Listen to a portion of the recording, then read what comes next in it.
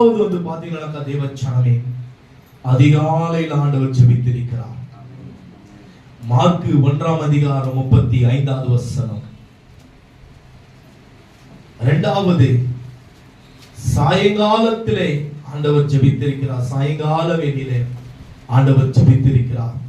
மத்தேயு 14:23 மூன்றாவது ஆண்டவர் இரவு முழுவதும் ஜெபித்திருக்கிறார். லூக்கா 6:12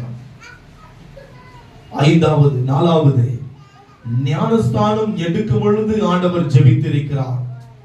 லூக்கா 3:21 உபவாசித்து ஆண்டவர்